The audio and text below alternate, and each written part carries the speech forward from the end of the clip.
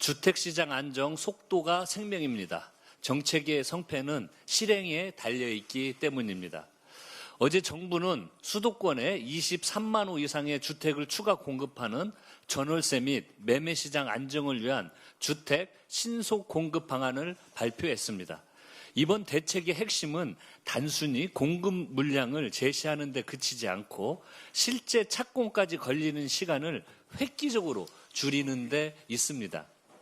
공공택지 발표부터 착공까지 걸리는 기간을 68개월에서 37개월로 절반 가까이 단축하고 3기 신도시 등 기존 택지 8만 9천 호의 착공도 1년에서 2년 이상 앞당깁니다.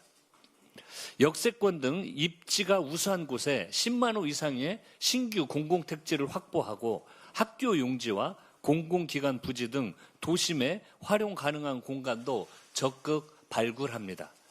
재개발, 재건축의 갈등과 지연 요인을 해소하고 PF 보증과 세제 지원을 확대해 민간의 사업 자금이 실제 착공으로 이어지도록 한 점도 이번 대책의 강점입니다.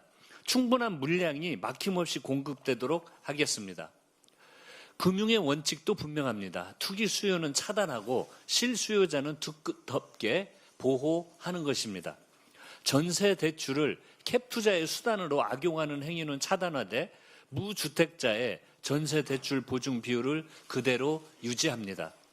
청년에게는 내 집 마련부터 전월세까지 주거 행태에 맞는 금융 지원을 확대하고 결혼했다는 이유로 정책 대출에서 불리해지는 이른바 결혼 페널티도 바로 잡겠습니다.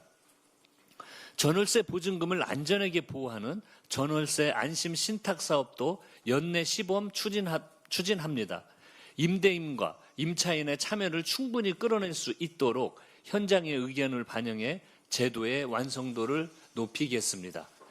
이재명 대통령께서는 기존 규제에 얽매이지 말고 필요하다면 법과 제도까지 고쳐서라도 파격적인 택지 확보와 공급에 나설 것을 거듭 주문하셨습니다.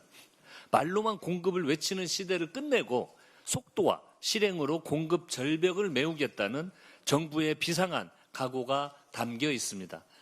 정부는 범정부 주택 신속공급 점검 체계를 가동해 부처 간 이견을 조율하고 현장의 걸림돌을 신속히 해소할 것입니다. 민주당은 주택 안정화 TF를 중심으로 공급과 세제, 금융 혜택의 이행 상황을 빠르게 점검하겠습니다. 인허가 단축과 택지 확보, 도심 공급 확대에 필요한 법안을 신속하게 뒷받침하고 국민과 전문가의 합리적인 의견도 지속적으로 반영하겠습니다.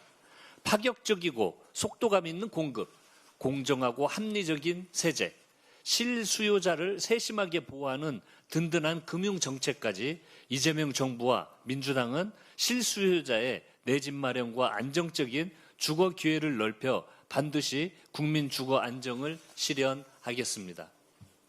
국민의힘과 서울시는 정부의 공급 대책 실행에 전향적으로 협조하길 바랍니다. 국민의힘은 정부의 주택 신속 공급 방안이 발표되자마자 기다렸다는 듯이 맹탕이라느니 위선이라느니 원색적인 단어로 묻지마 비판에 나섰습니다.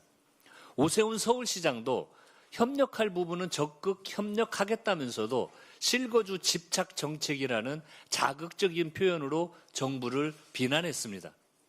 국민의힘과 오세훈 시장에 묻습니다. 본인들의 책임은 다하지 않으면서 말폭탄만 늘어놓는다고 주택 공급 속도가 빨라집니까? 무엇보다 국민의힘은 공급 촉진을 위한 법안 처리를 한사코 거부하고 있으면서 무슨 염치로 공급을 입에 올립니까? 재건축 사업기간 단축을 위한 도시정비법, 공공택지 신속 공급을 위한 공공주택법, 미사용 학교용지 개발을 위한 학교용지 복합개발 특별법 등 정부의 97 대책 후속 법안조차 국민의힘의 목리 때문에 1년째 처리하지 못하고 있습니다. 이제 더는 좌시할 수 없습니다. 좌시하지 않겠습니다. 국민의힘이 내팽개친 민생과 국민 주거 안정을 민주당이 책임지겠습니다.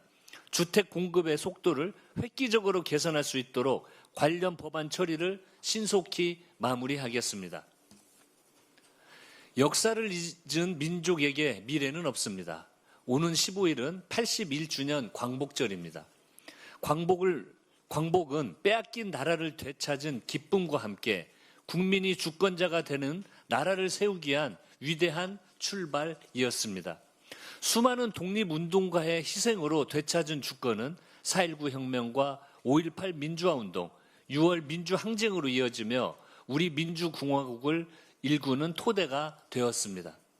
그런데 광복절을 불과 이틀 앞두고 국민의힘 이진숙 의원은 국회에서 5.18을 왜곡하고 폄훼해 온 세력과 함께 포럼 개최를 강행했습니다. 국가폭력에 맞서 피와 눈물로 민주주의를 지켜낸 시민항쟁을 학술과 재조명이라는 이름으로 모독하는 것은 역사적 진실을 훼손하고 민주공화국의 정통성을 부정하는 일, 그 이상도 이하도 아닙니다. 그릇된 역사 인식은 과거에만 머물지 않습니다.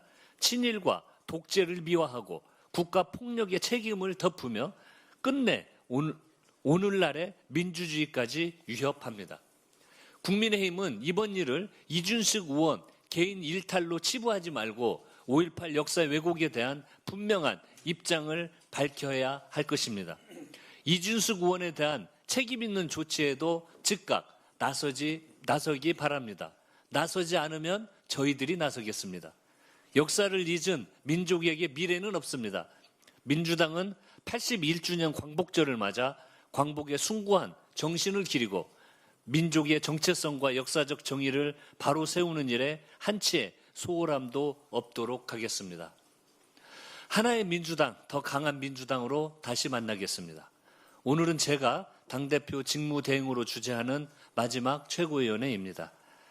지난 6월 25일 당대표 직무대행의 소임을 맡으며 민심을 모으고 당심을 하나로 모으는 일을 첫 번째 사명으로 삼겠다고 말씀드렸는데 어느덧 2달 가까운 시간이 흘렀습니다.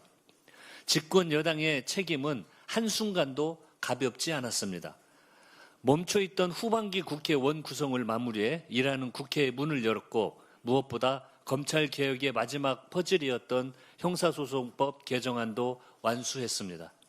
이 모든 과정에서 함께해 힘을 모아주신 국민 여러분, 당원 동지 여러분께 감사드립니다. 특히 여기 계신 우리 황명선 최고위원님, 강덕구 최고위원님, 박지원 최고위원님, 박규환 최고위원님 그동안 수고 많이 하셨고 감사합니다. 이제 새로운 지도부를 맞이할 시간입니다. 이번 주말 호남을 시작으로 경기, 서울 순회 경선을 거쳐 17일에는 드디어 당원 여러분께 선택받은 새로운 당대표가 선출됩니다. 이번 전당대회는 그 어느 때보다 뜨거운 열기 속에서 진행되고 있습니다. 치열하게 경쟁하되 그 경쟁의 끝에서 우리는 반드시 하나가 되어야 합니다. 경쟁의 열기는 통합의 동력으로, 각 후보자들의 비전은 민주당의 자산으로 모아서 하나의 민주당, 더 강한 민주당이 되어 이재명 정부의 성공과 국민의 더 나은 삶을 위해 다시 힘차게 뛰어야 합니다. 마지막 순간까지 공정하고 안정적으로 전당대회를 관리해서 당대표 직무대행으로서 맡은 바 소임을 다하겠습니다. 감사합니다.